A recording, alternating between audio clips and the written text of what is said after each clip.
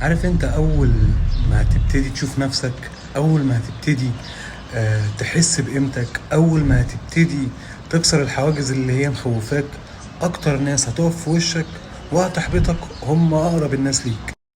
بس مش عشان هم اعدائك، هم بس حافظينك كصاحبهم، كقريبهم، كابن عمهم، كابن خالتهم، مش متعودين منك انك تكسر الحاجات اللي مخوفاك او حتى مقلقاهم انهم يشوفوك فيها.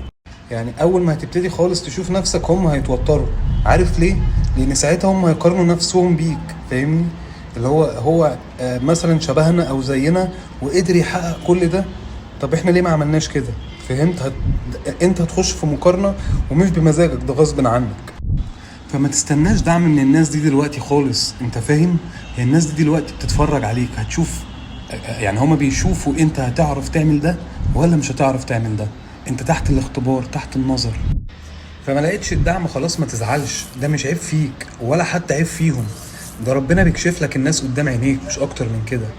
وصباح الفل.